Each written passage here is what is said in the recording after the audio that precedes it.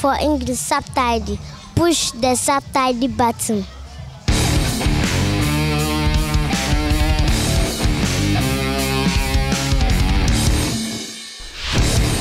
Hallo zu einer neuen Reptil-TV-Folge. Ich renne hier im Busch den Kollegen hinterher. Wir haben hier eine kurze Lunchbreak eingelegt. Jetzt geht's weiter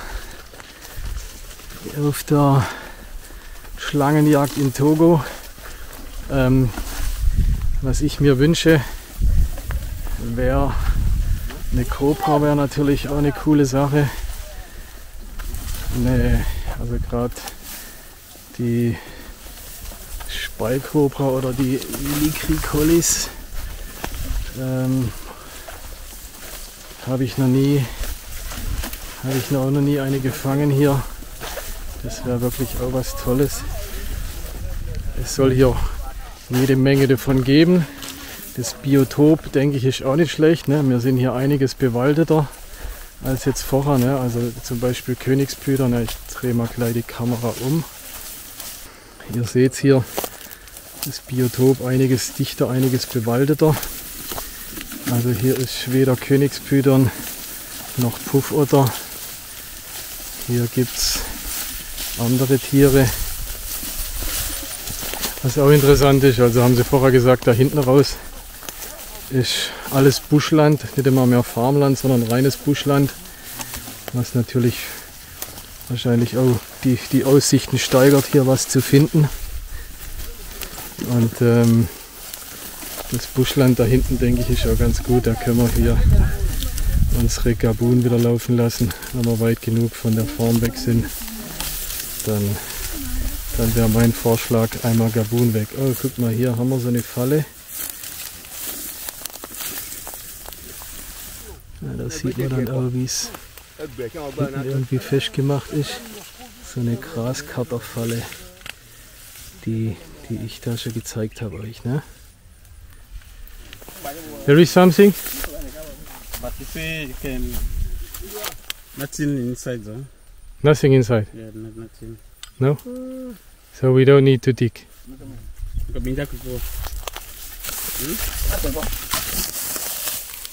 Also er meint, er glaubt nicht, dass was drin ist.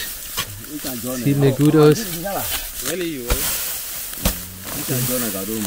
Richtig überzeugt ist er nicht, aber er sagt, er treibt trotzdem mal. Meine Erfahrung, wenn sie schon selber nicht dran glauben, dann ist meistens auch nichts. Wenn ich einen Tipp abgeben darf, würde ich definitiv Königsblütern ausschließen. Viel zu bewaldet, viel zu dicht. Ne? Durch den starken Bewuchs ist dann zu kalt da unten. Ne? Wenn die Sonne nicht bis da runter kommt, ist es im Königsblütern zu kalt. Ich könnte eher so Richtung Kobra mir vorstellen. Ja, aber Loch fertig, also nichts gefunden. Umsonst, okay. Sind wir hier schon an was Neuem? Während ich hier laber. Oh, okay. Ah, wow, okay. Er gräbt hier in einem Loch und findet ein Steppenwaran. Großes Tier. This is last year animal or 2 years or is huh? It can get 3 years. 3 years. Yeah. I think. Okay. Okay.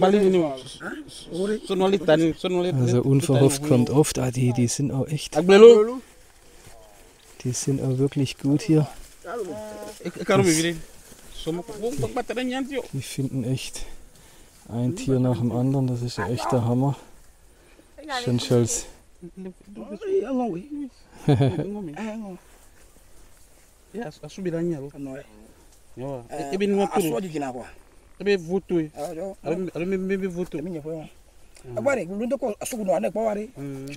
Okay, das kenne ich auch, die Warane.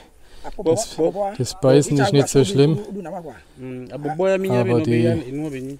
dass sie einen halt ankacken, in dem Fall ein Männchen. Also er hat die Höhle wohl selber gegraben, aber ich kenne es auch nur so, dass die Steppenwarane andere Höhlen nehmen, keine eigenen graben.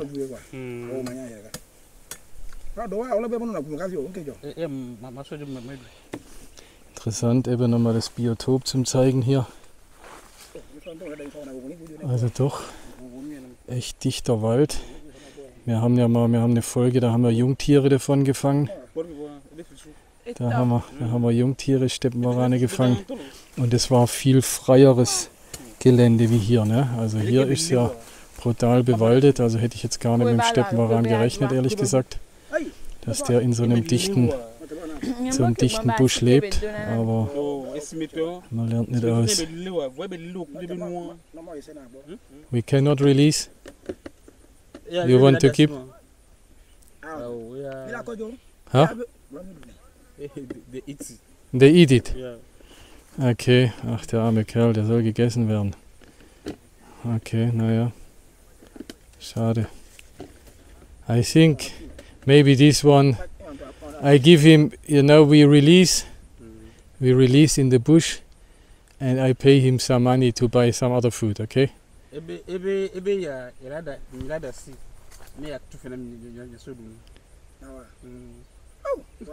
Huh? Huh? Is okay? Let him run in the bush.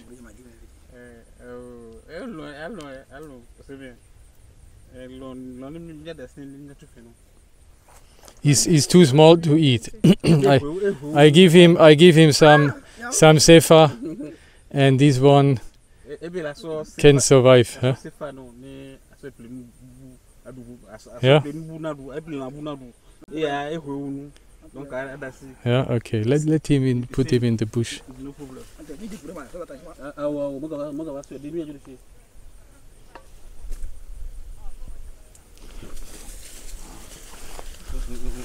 Also da hinten rennt er. Hoffentlich rennt er nicht in so eine Graskarterfalle. Ungeschickt wie er ist. Aber zumindest der hat es überstanden. Scheinbar gibt es wieder irgendwas. Zumindest rufen sie mich.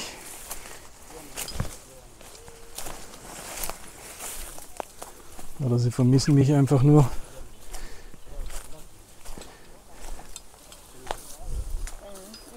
Ich glaube, sie haben mich einfach nur vermisst. This is old hole.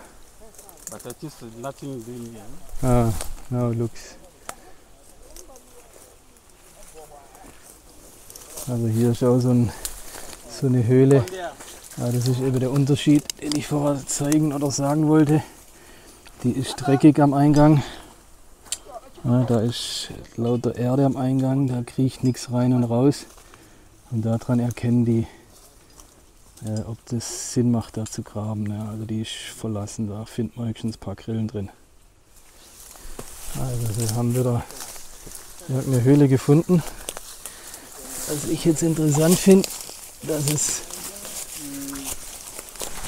ein anderes Biotop ist. Ah, this one? Yes. Okay. Ich tapse da noch drüber gerade. And what he think maybe inside? He know?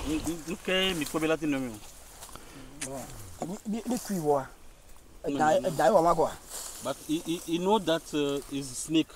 Ah, But he don't know which one? Okay. Also er sagt auf jeden Fall eine Schlange drin. Ja, okay. Ich bleibe hier die ganze Zeit mit meinem Arsch an irgendwas hängen. Jetzt weiß ich aber an was. Das war dieser Dornenzweig, den sie hier jetzt weghacken. Okay, das ist gut. Hammer.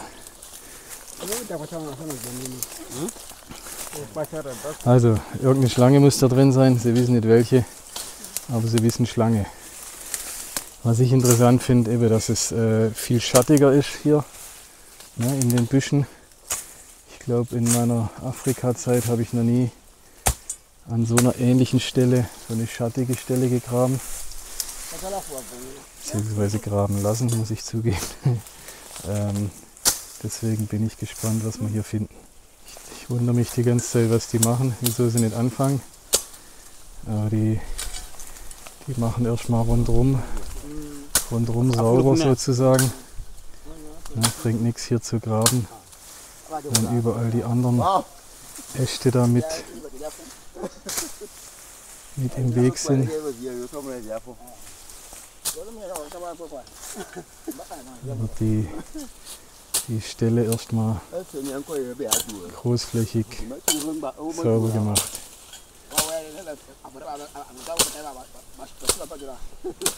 Ich glaube, so botanisch kann ich euch auch beruhigen. Das Gestrüpp, was die hier abhacken, das wächst hier in einem halben Jahr wieder nach. Ne? Also ich hoffe mal nicht, dass sie den etwas größeren Busch da hinten fällen, sondern nur den kleinen Großstamm Ebbe. Das ist in einem halben Jahr wieder alles zugewuchert. Müsst ihr euch keine Sorgen machen. Diese Eingänge haben noch immer einen Ausgang. Das haben wir vorher bei der Puffotter gesehen. Ne? Die kamen dann auch irgendwo anders raus. Und da gucken die auch erstmal, wo der Ausgang ist. Macht natürlich auch Sinn. Zum einen, dass das Tier da nicht abhaut. Und zum anderen, dass man vielleicht nicht unbedingt am Ausgang steht, wenn die Kobra oder die Puffotter rauskommen, wenn man vorne am Graben ist. Und die kommt hinten raus und beißt da mit dem Fuß oder sowas. Ja, also er hat jetzt da die Machete reingesteckt. Okay, und er fängt hier an.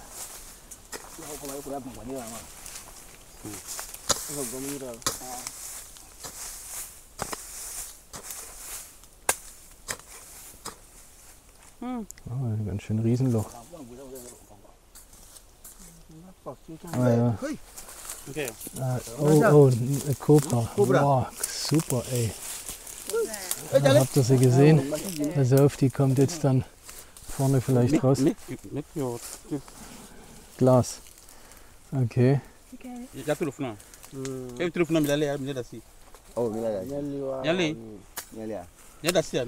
das ist schon ein Riesenloch. Ah, da kommt sie raus.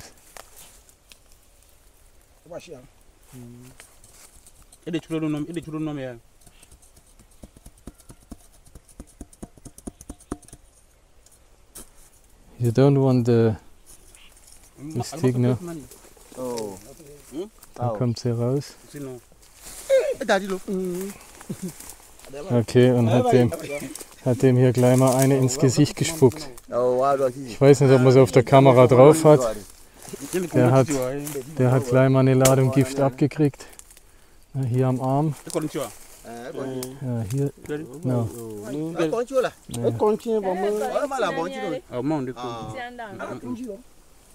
Also hier sieht man die Tröpfchen. Ja, ich hab's ja gesehen, wie die in seine Richtung. Okay,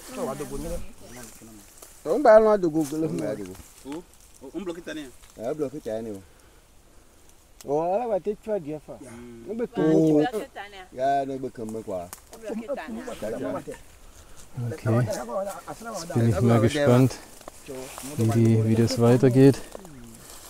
Achso, jetzt checke ich ja den Stock, den hat er ja gerade hier gebastelt. Ne? Den hat er sich hier abgehauen, den gegabelten Stock. Okay.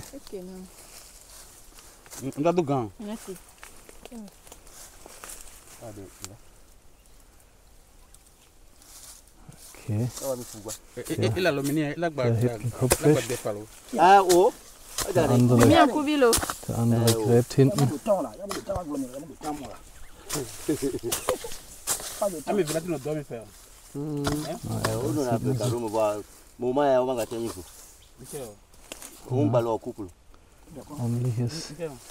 Ordentlicher Brocken. Sometimes is two in the hole or always just one? If you want to make accumulation, okay. But now is not the moment. Okay. So then always one inside. So still she able to spit here, if you You can spit, Okay, also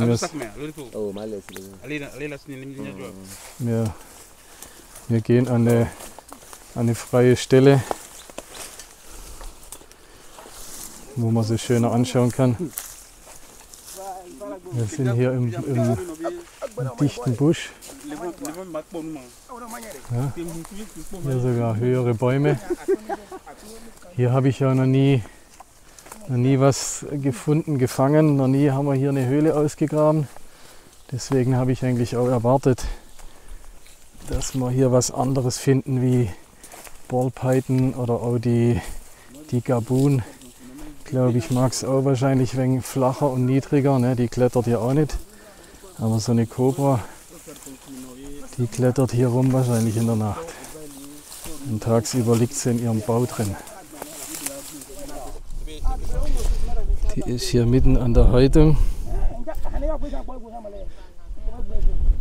Ich finde es ein wenig erstaunlich, dass die sich auch nicht so perfekt häutet, obwohl sie, man müsste ja meinen, in der Natur läuft alles so perfekt ab, aber die hat auch hier einige alte Hautfetzen drauf.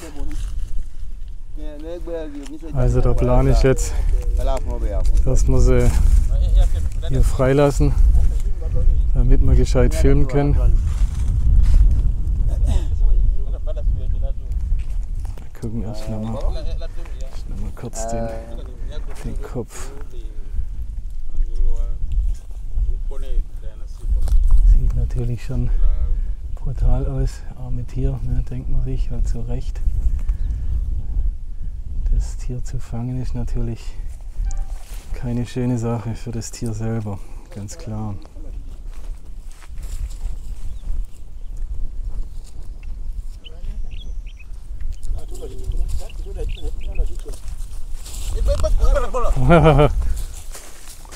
Okay.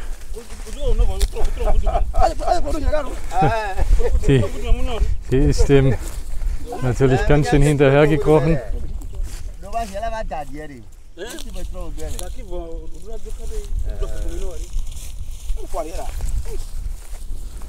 Okay, meine Richtung. Auch nicht gut. Immer noch meine Richtung.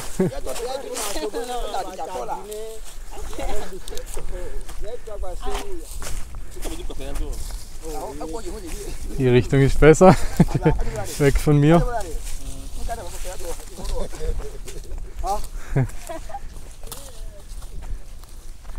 Ey. Naja, das arme Tier natürlich, klar, die ist aufgeregt. Weiß nicht wohin, lauter Deppen um sie rum. Ist sie in dem Busch drin? Ah, da kommt sie wieder raus.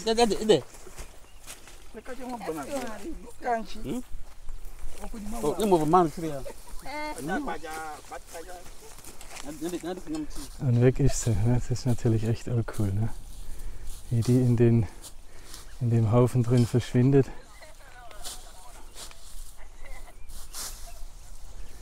Ich bin mir nur nicht ganz sicher, was wir hier machen. Ich meine, ich habe ja sichere Entfernung, aber ob das so safe ist für alle anderen. Ah, da kommt sie raus. Und spuckt.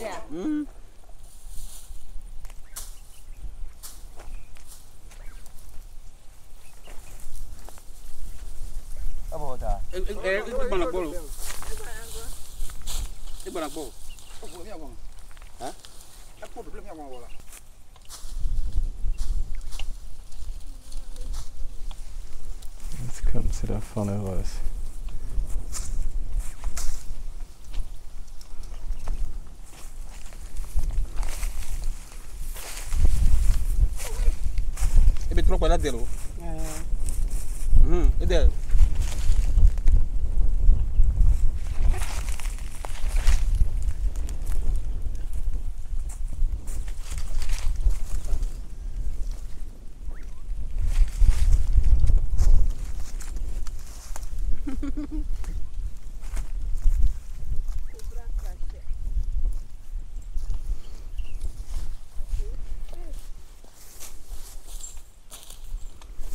Vor der Spuckerei haben sie einerseits Respekt, aber doch nicht so brutal, wie man denken sollte.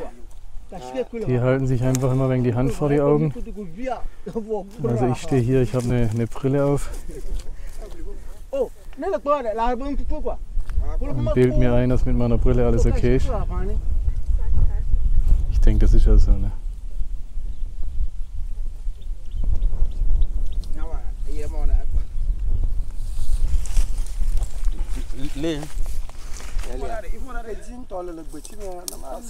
Wird auch eingetütet, kommt weg. Der Bauer steht ja auch schon da, wie ihr gesehen habt. Will natürlich, dass das Tier möglichst weit wegkommt.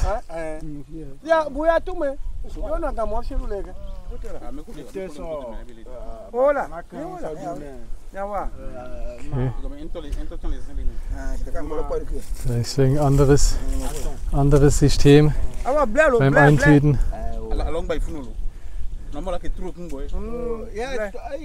Da muss er den Kopf, ne, die Beaties, die wirft man sagt, die bleibt unten. Die Cobra, wenn du die in den Beutel schmeißt und loslässt, dann schießt sie oben wieder raus.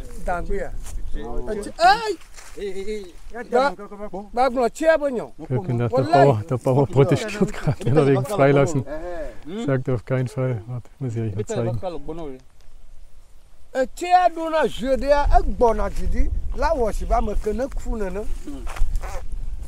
Ja, der ist wieder gar nicht begeistert.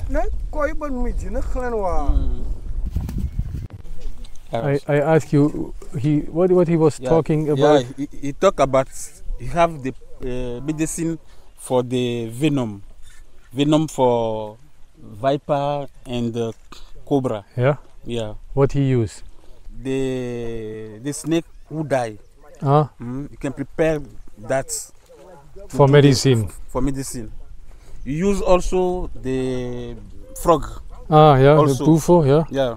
For medicine. Yeah, frog. For the snake bite. Yeah, for the snake. But how many time accident happens? Somebody get bitten.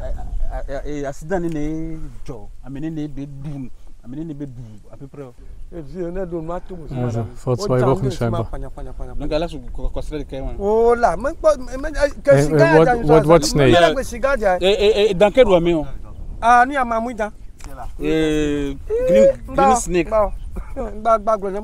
Green snake. Green snake.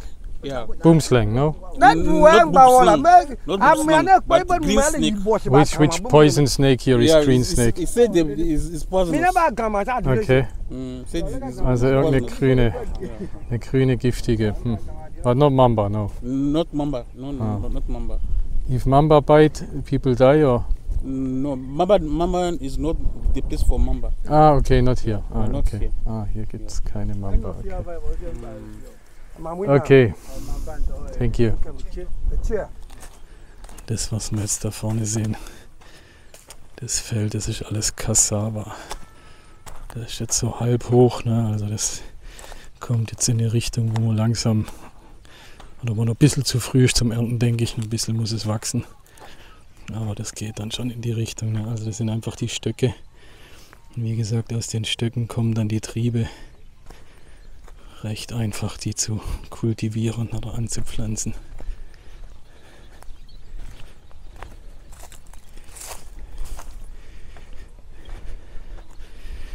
Meine Kollegen sind hier wieder. Die laufen weiter. Ich dachte, wir machen das so. Ach, guck mal hier, Leute, da könnt ihr mal sehen. Das ist eben das Cassava. Die Frau tut das schälen, ne, das sind die Wurzeln. Die Knollen, so sehen die aus.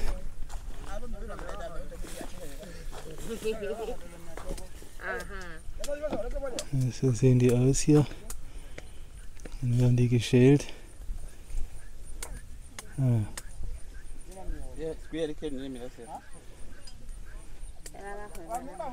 Also afrikanisches tägliches Essen, dieses Cassava. Also der Nono meinte, wenn ich mit so einem Sack Cassava zurückkomme, dann bin ich der Held. Jetzt haben wir da für 5000 Sefa so einen Sack gekauft. Die hat schon was Geld und wir schicken noch das Auto vorbei zum das Säckchen holen. Er hat jetzt die Haut hier rausgeholt. Ich glaube nicht gefilmt, ich Idiot. War zu langsam. Hat die aus dem Loch rausgeholt. Also ich habe mich nicht getraut reinzulangen, das war mir doch ein wenig zu heiß. Wer weiß, ob die Kobra vielleicht doch im Loch ist. Ist auch eine Spei-Kobra-Haut, also die gleiche, die wir vorher auch gefunden haben. Ja, hat sich schön hier am Stück gehäutet. Und eben diese Termitenhügel, ja, die sind ja so der Klassiker für Königspython, Kobra, was auch immer. Aber er meint, in dem Fall ist nichts drin. Macht keinen Sinn, dass wir da graben. Für alle, die denken, ach, völlig cool, läuft ein bisschen rum und lässt da mal schnell ein paar Schlangen ausgraben. Jetzt sind wir auf dem Rückweg. Wir gucken trotzdem noch nebenher ein bisschen, aber laufen zumindest Richtung Auto. Unsere Trapper gehen vorne raus. Mir rennt die Soße runter, dass alles zu spät ist. Jetzt läuft es mir gerade noch ins Auge, dummerweise. Ja, was ich damit sagen will, ohne Fleiß keinen Preis. Oder vielleicht doch nicht ganz so. Man sieht immer nur die paar Ausschnitte vom Film. Aber dass wir dann hier 4-5 Stunden spazieren laufen, bei der Hitze, bei gute 30 Grad, 32 schätze ich mal, 90% Luftfeuchtigkeit, da macht das Wandern richtig Spaß. Das ist bestimmt gesund, so ein bisschen schwitzen. Finish for today.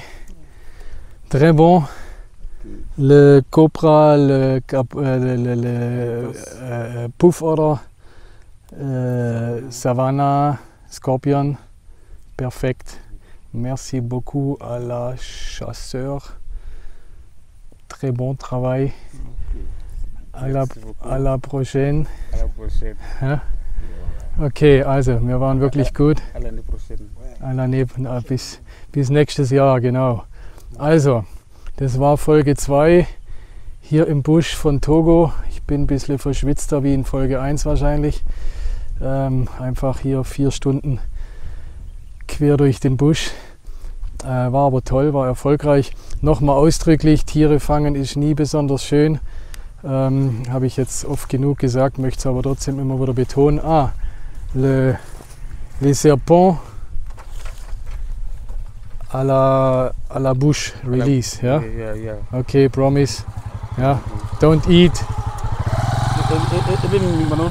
Don't eat. Ja, don't eat, release. Ja. Also, die fahren nachher mit dem Moped. Also wir fahren mit dem Auto, die mit dem Motorrad. Die versprechen hoch und heilig, der liebe Gott sieht's, dass sie die Schlangen freilassen. Okay, merci, à la prochaine. Merci, à vous aussi. Check my balls. Ciao. Thank you. Thank you.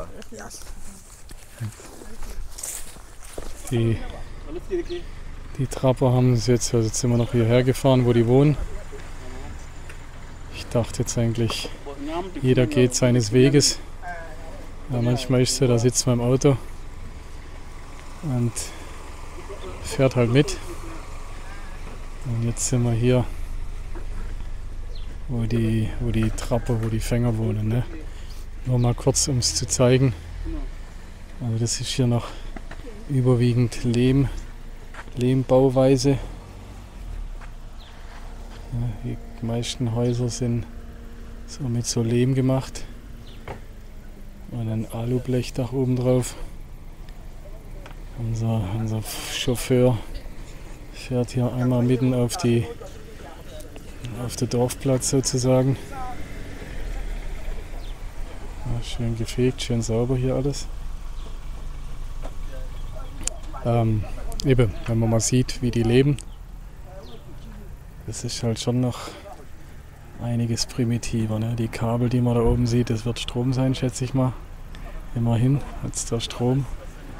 Aber ansonsten ist das schon noch wie vor 40, 50 oder noch mehr Jahren auch noch. Jetzt weiß ich ja, wieso wir hierher gefahren sind. Wir müssen unseren Sack Cassava noch holen. Klar, den hatte ich ganz vergessen. Den habe ich hier sogar gezahlt. Hier der Riesensack. Der hat sogar richtig Geld gekostet.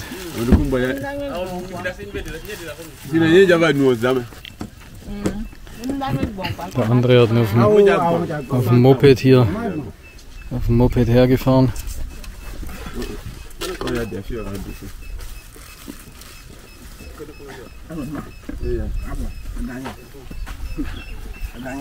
Genau, wie gesagt, klar, den mussten wir natürlich noch holen. Der passt sogar in die Kühlbox. Die Reptil-TV-Filme sollen euch unterhalten, aber sie sollen euch auch in der Terroristik helfen, sollen eure Fragen beantworten. Ich möchte von meinen über 30 Jahren Erfahrung etwas zurückgeben an euch oder etwas an euch weitergeben. Im Gegenzug freue ich mich, wenn ihr euch revanchiert sozusagen. Ihr wisst, in YouTube, Abo ist die Macht des YouTubes, also lasst mir bitte ein Abo da. Wenn ihr Terroristikprodukte beziehen wollt, ich habe einen Online-Shop, davon lebe ich, also dürft ihr sie gerne bei mir kaufen. Unten haben wir euch noch ein zufälliges Video oder das letzte Video, da könnt ihr gerne reinschauen, wenn ihr mehr sehen wollt, und bleibt mir treu.